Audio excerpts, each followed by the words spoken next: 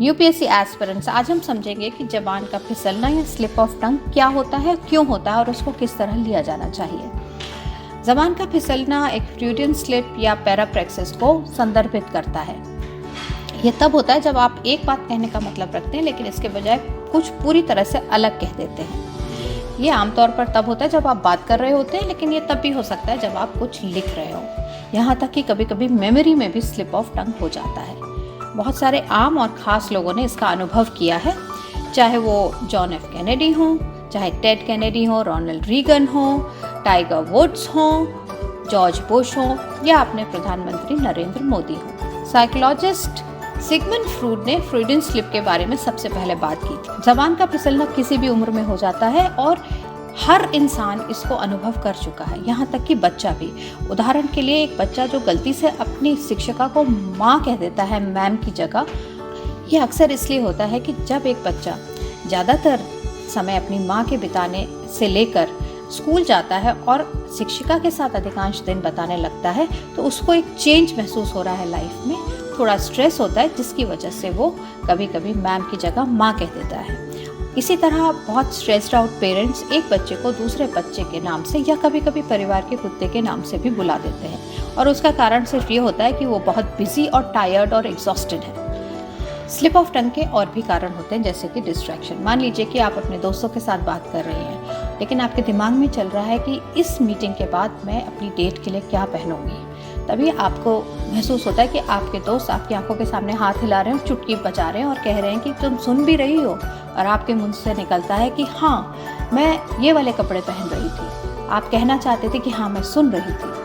अब क्या था, जिस चीज़ में आपका दिमाग अटका हुआ था, जहाँ आप डिस्ट्रैक्टेड थे, वो बात आपकी ज़ुबान पर आ गई। कई बार स्लिप ऑफ टंग का सिंपल सा रीज़न होता है एक्सीडेंट ऑफ लैंग्वेज, यानी कि भाषा की एक दुर्घटना कह सकते हैं।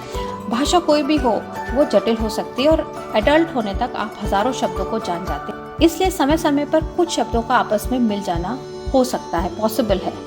किसी भी प्रणाली की तरह भाषा के लिए जिम्मेदार मेंटल नेटवर्क कभी कभी गलतियां कर देता है, और ये बहुत ही नॉर्मल सी चीज़ है।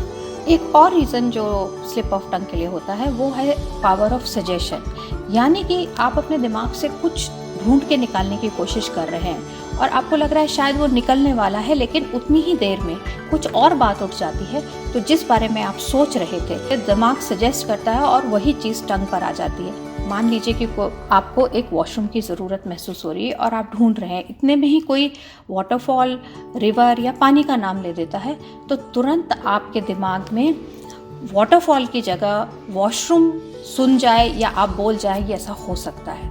जो कुछ आपके दिमाग में चल रहा है या जो आप खोज रहे हैं वो ज़बान पर आ जाता है और बातचीत में स्लिप ऑफ टंग हो जाता है। एक बहुत ही मज़ेदार स्लिप ऑफ टंग या ज़बान के फिसलने में यूके के उस समय के प्रधानमंत्री डेविड कैमरॉन ने एक इलेक्शन स्पीच में कहा कि ये इलेक्शन वाकई में करियर डिफाइनिंग होगा, जबकि वो कहना चाहते थे कंट्री डिफाइनिंग। उनके मन में क्या चल रहा होगा? तो इसलिए अगर किसी मशहूर इंसान ने कभी फ्रॉयडियन स्लिप कर दिया है, स्लिप ऑफ टंग हो गया या उसकी ज़बान फिसल गई है या आपकी खुद की ज़बान कभी फिसल गई, तो इसके बारे में ना तो ज़्यादा चिंता करें, ना इसको बहुत सीरियसली लें, क्योंकि ये एक बहुत नॉर्मल फिनोमेना है।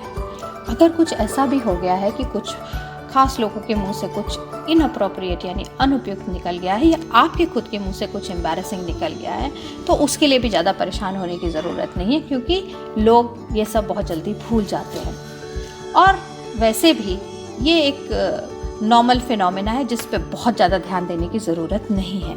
लेकिन इंटरेस्टिंग है इस बात को समझना कि स्लिप ऑफ टंग या ज़बान का फिसलना क्यों होता है। तो आज के लिए इतना ही। कमेंट में मुझे बताइएगा कि आपको मेरा वीडियो कैसा लगा। मैं हूं Anupama Chandra, ex civil services officer और यूपीएससी एक्सपर्ट।